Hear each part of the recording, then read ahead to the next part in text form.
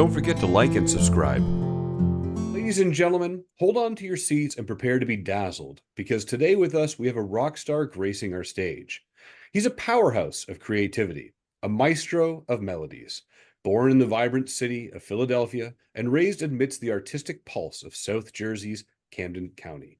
He honed his craft at Rutgers University, majoring in acting and music while setting his stage. Now, in 2000, he made the bold move to the Big Apple, where he has been relentless as a force in the arts ever since. He's a co-founder of 10 Grand and A Burger Productions.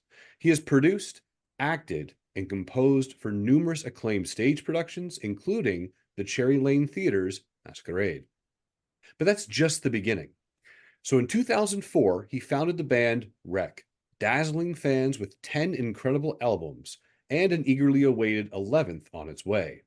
His journey didn't stop there, though. In 2008, he co-founded Phoenix Films LLC, contributing to 6 feature films and roles as diverse as producer, director, actor, sound engineer, editor, graphic designer, and composer.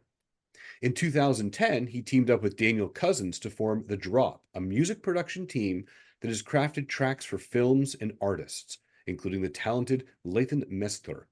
Their web series, Nick and Danielle Presents, launched in 2014, and it's a brilliant blend of comedy skits and original music videos.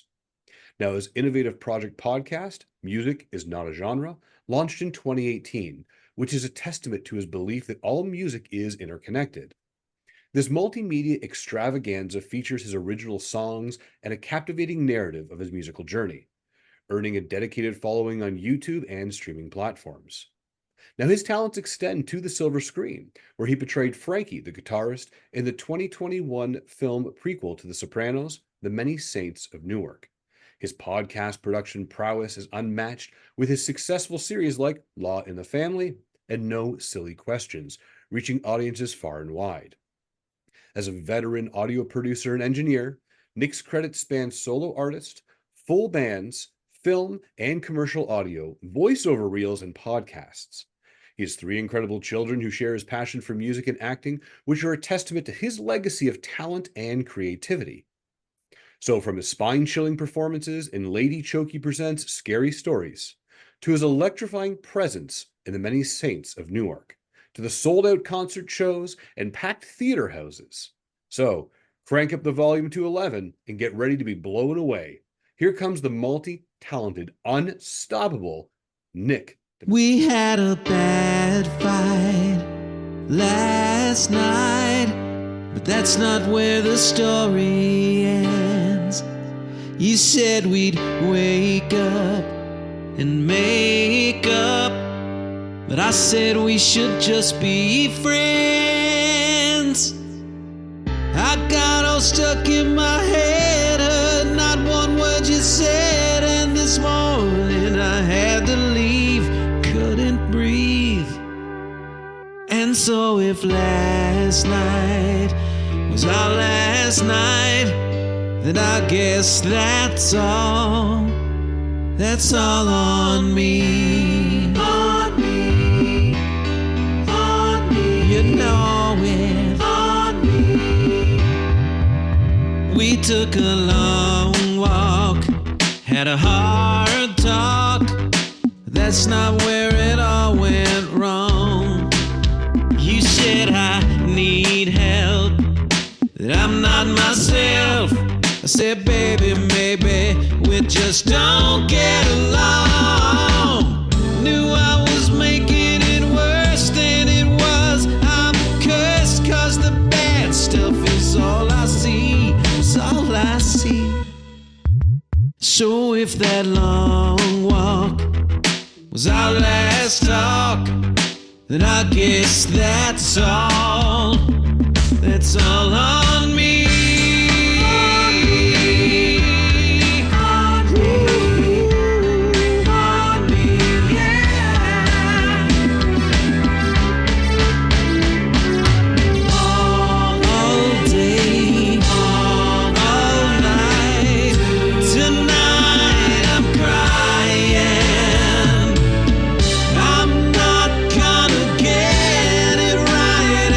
Might have been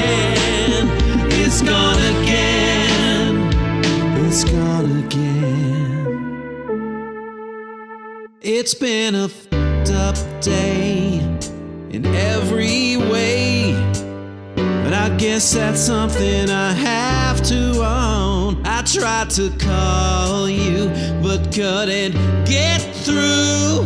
It's better maybe to leave bad enough alone, but I can't run from the truth. I'm bad enough alone in this room, and I love almost everything about you. I can't give up the fight, gotta let go of last night and focus on what we could be. And that's all on me.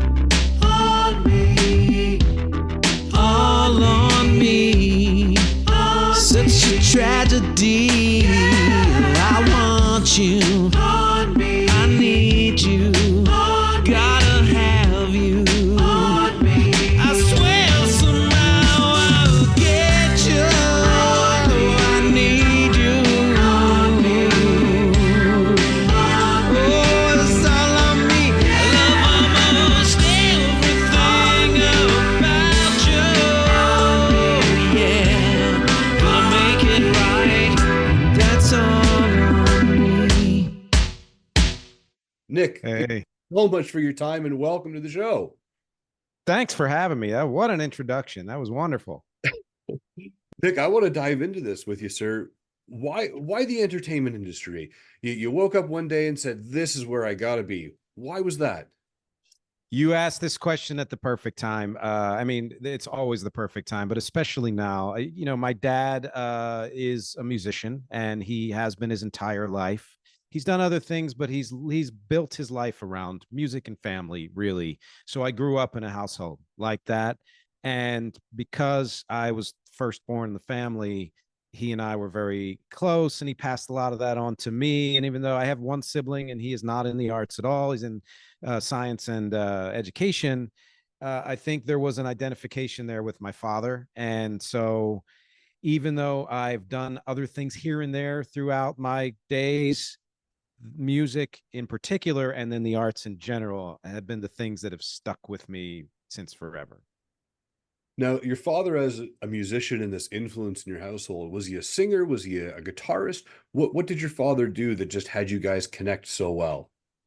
So he started out as a stand-up singer. He did a lot of recordings back in the 50s, 60s, 70s, and then sat down and played the piano and became a solo artist throughout the Philadelphia, Atlantic City, New Jersey, here and there, other places in the States, and supported our family for 50 years just playing music. That's amazing. Yeah. And now you yourself, you're multi-talented. What instrument don't you play? I know you play almost all of them. What's an instrument that you don't play that you wish you kind of did? I mean, I can name 50, but I think the one that I just recently picked up after years of toying with it and trying, avoiding it really, it was the drums. And even though that I have done some drumming on some of the rec recordings and things like that, I would not hire myself as a drummer for a live band. Fair, well, at least you didn't say bagpipes or kazoo. I mean, so I think No, I play a good kazoo. So yeah. So while we're talking about music, let's talk about rec for a second. You've released 10 albums. There's an 11th on the way. How much longer are you going to make us wait? Well, I wish I knew the answer to that, because this was supposed to come out last year. And then, other work came along, a lot of live shows, and that got delayed. And I also wanted to give it kind of time to gestate, because it's a big one. It's a double album. So it's called Kite to Camden. And there's a cryptic meaning there. If anybody can guess it, you win a free something. I don't know, CD. If anyone uses CDs. And I had slated it to really be released this spring, but I knew that wasn't going to happen. So I started putting out singles from the album, and I've released 5 singles since the beginning of the year. There's a tentative 6th single planned sometime late spring, early summer, and then I'm going to give myself to the fall to release the album. So that's the target date, is sometime in the fall. And with the 5 singles that you've currently released, which one of those 5 would you say, that's the one currently that I gotta try to top? Ooh, well, part of the objective with this album was to do as much diverse music as possible, because the idea of rec is kind of like the idea of my podcast, which is don't confine yourself to one thing. Mhm. Go where your spirit and heart and your mind and your energy and your creativity goes. And so the 5 singles I deliberately chose as being slightly different genres, connected but slightly different. But of those, I would have to say it's a song called "All on Me." That's the kind of the walk away single right now, the one that I think has the greatest potential. Why do you believe it?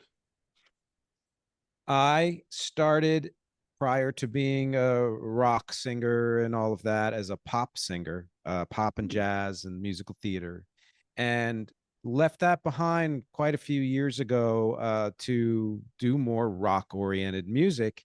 But it's always been a part of me, and everything I do, I call what rec does electro power pop. And if you know anything about power pop, the electro just being there are synths and drum loops and other things incorporated into the band, then you know that power is the rock and the pop is the pop. So pop's always been a part of what I do, and All on Me is is just a straight up pop song. It's me back to my roots. And it's the kind of song craft that I've always admired. People like the Beatles or Fountains of Wayne or the Wombats, and who do Mhm. just concise pop songs. So I think that's why. Okay. And now does rec have any meaning? Yeah, actually. It's so the main meaning is it is the record button on a console, because my Mhm. favorite place to be is in the studio. But it also means recreation, have fun. That's why my Bandcamp page is recarea.bandcamp.com, like the sign you'd see on the side of a road. And then it also is the middle of the word wreck, as in ruin, as in tear apart the idea of what music can and should be and put it back together. Nice. I love that. Now, if I may comment, you have a song actually called "Okay," where the lyrics are just "okay."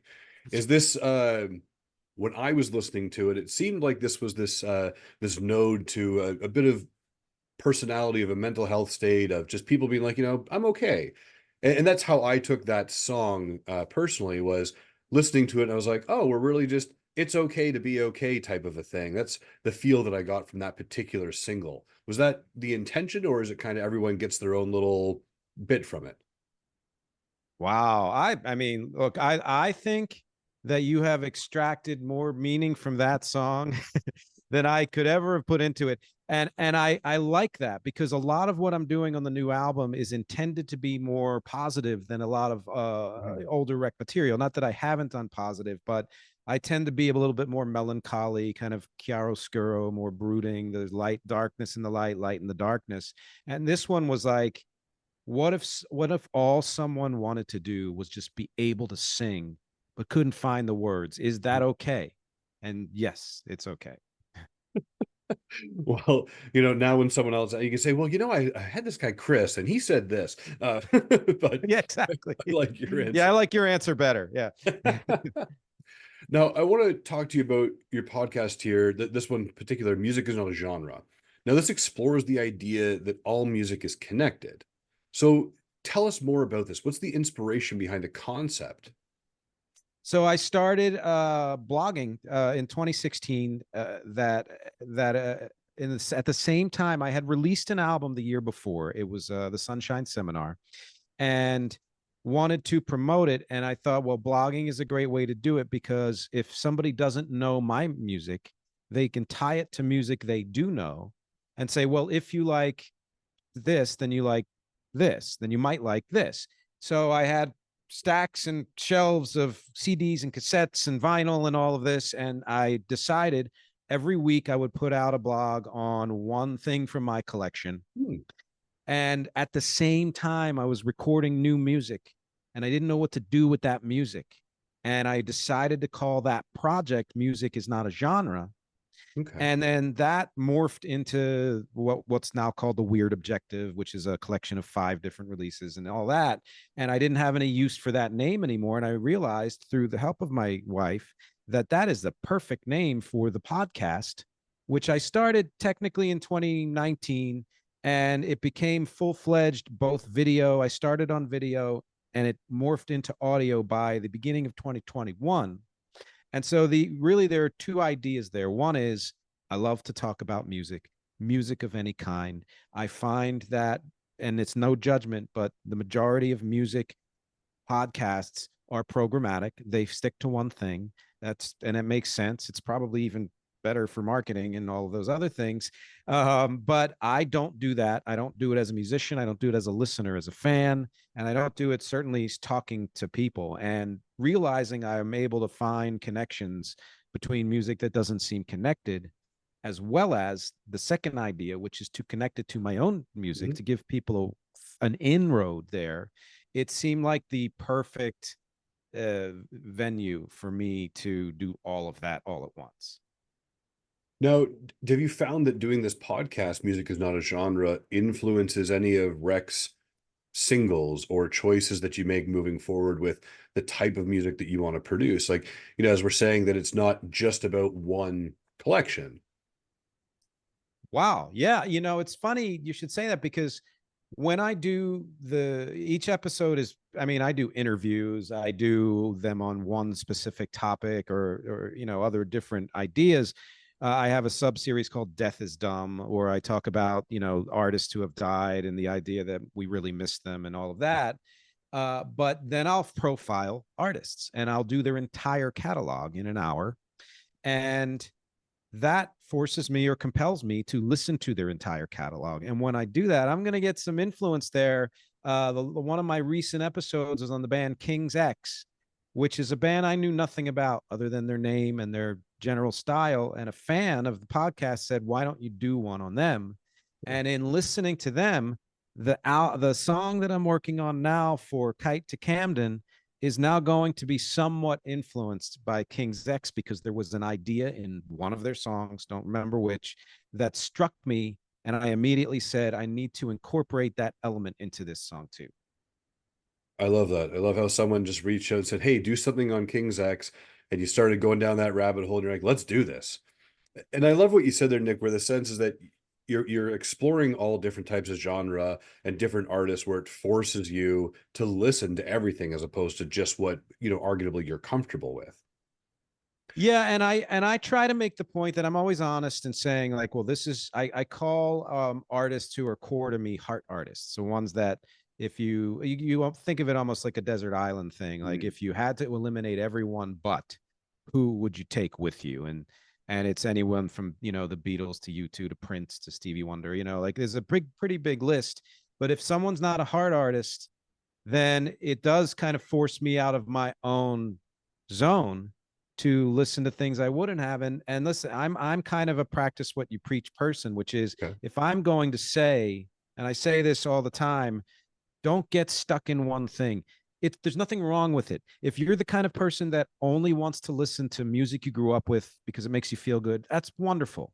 But if you're someone who wants to explore music, who loves music, who knows that they can benefit even more by going beyond that comfort zone, most of what I love now, I would say probably 80% of what I love now, I never would have grown to love if I hadn't been willing to go somewhere else. Now, you had mentioned these heart artists, and if you were stuck on a desert island, I want to ask you this: if you were stuck on a deserted island and you could only bring one song with you that you had to listen to for the rest of your time on this island, what song would that be? And you know what? Let's, as opposed to a specific song, let's say which artist, but they can only have music that is currently recorded. Currently recorded, meaning they're still active, or no? Well, something like, let's say tomorrow you're on this island and whatever you have in your catalog you can bring, but anything after 2024 you can't bring. Oh, gotcha. Well, that's funny because I've thought about the first question, which is if it was one song, which is impossible. But the answer to that, I think I've always said to myself would be Bill Withers' Lovely Day, Oh, because there's never a time when that song doesn't uplift me. But as far as artists, I mean, I really can't choose anybody but the Beatles, because they're most of what I do, not everything, but there's something in everything I do that is attributable to the Beatles. hmm, I like that. So Bill Winters, Lovely Day, and the Beatles. Yeah. All right. Now, I want to ask you a little bit more about your podcast experience. You have an extensive experience with it in productions like, Law in the Family and No Silly Questions. How do you how do you engage from the creating content from these things? Well, the great thing about what I do is that I mean, you can say it's great or insane, but there are many facets, which is, for music is not a genre. I am the creator, I am the host, I am the writer, I am the audio and video editor, I'm the graphic designer, I do all the distribution, etc. My wife helps me out with doing the video and other things. But that's my kind of my podcast baby. For Law in the Family, I do a little bit on the graphic design, and the majority of what I do is audio editing, audio Mm. consultation. I work with a team of lawyers, one of whom is the host, who hires guests, or has guests on, and they speak about certain subjects that have to do specifically with the Pennsylvania bar, because that's where it's based. And then for No Silly Questions, I am a consultant and I'm an audio editor for them. And they are two educators who are trying to, forward the idea of education specifically to parents of younger children. So I get to learn about these topics that I knew very little about, other than through my own kids or through lawyers I know, while I'm editing, because it takes hours to edit a single episode, cutting out all the ums and ahs and things, mistakes and things you don't need, as you probably know. While you're learning these things about Law in the Family and No Silly Questions, do you find that while you're doing this audio editing that something might come up of, hey, there's a song in there, or that sounds like that could be a song with your music? Well, I'll say this: for Law in the Family, I actually did. I contributed the theme music to that, so that's sort of its own thing. But with the educators, they go beyond just talking about education. They'll talk about social issues and politics, and I do that with Music is Not a Genre. I try. The other idea of music is not a genre is the body of music as an art should not be separated from the rest of the world, that it connects to things outside of the music world. And so if I'm doing that and they're doing that, there are ideas that cross over between the two that inform other things I'm doing, whether it's a podcast or lyrics to a song. And so some lyrics have crept into my new works that have to do with there's a line in a song, one of my singles, Porch Step, which is, it's not all about your infinite growth. And that has to do with the personal idea of, can you just, live with yourself and be happy with who you are without basing your happiness on what you achieve. But it also has to do with the idea that in capitalism, there's a thought that infinite growth is the only answer to the future, but that can't happen. That's impossible. And if it does happen, it tends to hurt people at the bottom end of the chain. So I threw that line in there because there was this combination of me thinking about those ideas and the educators talking about. Huh. Now, Nick, I want to switch gears just a little bit here because you have an extensive acting resume as well. But I want to ask you, if you had to act or do music moving forward, but you could only pick one, whether it be television, film, stage, or the music career that you have, which one would you put your hat moving forward? It would be music, hands down. There have been times in my career where I have earlier on where I've almost abandoned music because I was frustrated or dejected about something not reaching a height I wanted it to. And I stopped that a while ago, where I knew I either have to decide I want to do this for the rest of my life or just don't do it anymore. And Mm. once I decided that, everything else fell by the wayside. If I get work as an actor, voiceover artist, or whatever, I will accept it gladly and have fun with it. But I would give those up in a heartbeat if it meant that music consumed everything. And what's your favorite instrument to play, your go-to instrument? Huh. I grew up on piano. I learned guitar soon after, but my favorite instrument for the last few years has been bass. I'm very rhythmic in everything I do, whether it's singing or any of those instruments, and bass, of course, lends itself perfectly to that, other than drums. And I have a real good sense of groove and melody. I bring a bit of melodicism to the bass that I play, and it's also, of those, it's not that difficult to sing and play at the same time. So, and I'm in a couple of cover bands, and we do a wide range of material, and we learn it usually quickly. We probably learn it at the gig sometimes. Yes. So in order to do that, I need to be, pretty comfortable on that instrument. And that's kind of where I am now. That bass is, yeah, I love playing bass. Now, if you could go back in time and talk to your younger self and give you a piece of advice, what would you tell your younger self? What would you tell young Nick? Uh, this is going to sound, it's going to sound a bit arrogant, but I think you'll get it. And I would say, don't question that you're right, because you are. There were so many times in my life where I looked to somebody else to tell me that I was on the right path, that I was doing the right thing with my music, making the right decisions. And when I couldn't find that person, I would try to tell myself, but I would also often fail at that. And that self-doubt caused me to slow things down, stop, take breaks, not believe in what I was doing. And it took me several albums and longer than that to come to terms with the fact that you have to believe it in here, no matter who else it will or won't tell you. Don't worry about whether or not you have a mentor or somebody to guide you. Be your own mentor. If I could tell my younger self that, I think that even if it didn't change my journey at all, I would have enjoyed it a lot more. So given that, what do you believe was the worst piece of advice someone has given you to date? Boy, I love that question. So I was in college, like I said, got my degree in music, and the end these days, and I know from my kids, they guide you into your career. They'll say, this is how you get your resume together, your website together, this is what the next steps you should take. There was nothing of that when I went to school. So I asked someone in the music department to counsel me. And I went to them and said, this is what I want to do with my career. I'm in the midst of recording my first professional EP, and I'd like to send it to record companies and market it with all that stuff. And this guy said, give it 5 years.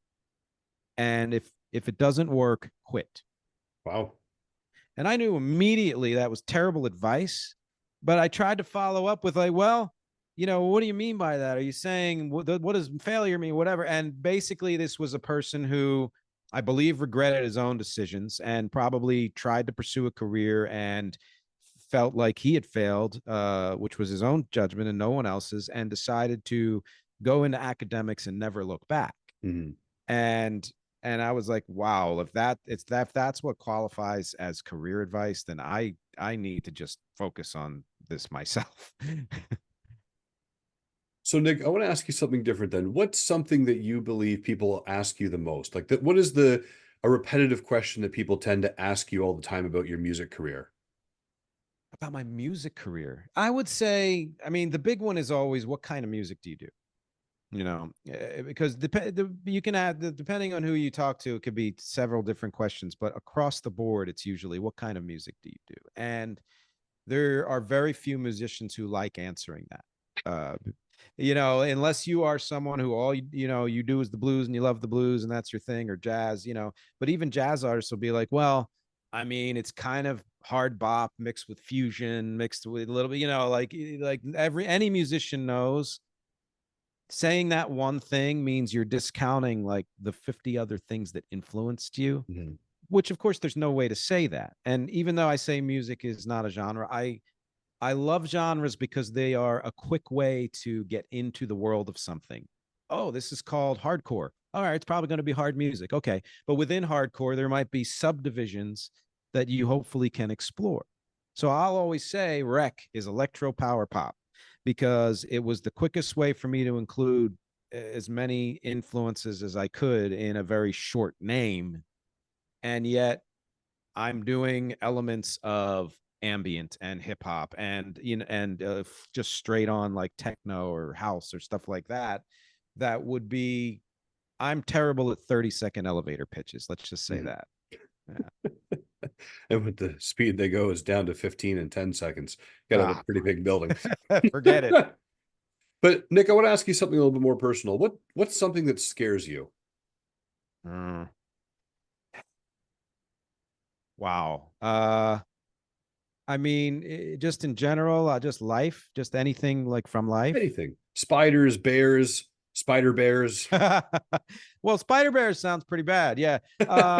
I'm not a big fan of mosquitoes, but I would say the thing, I mean, if I'm being just completely visceral, I do not like unprotected heights. So if I'm on the edge of a cliff, if the cliff has a fence, I'm fine. If there is nothing there, there's a part of me that feels like, oh, I should probably just run and fly, and that's a scary feeling, which I think is tied to, fear of death, which most people have. Not everyone. I have a friend who is not at all afraid of death.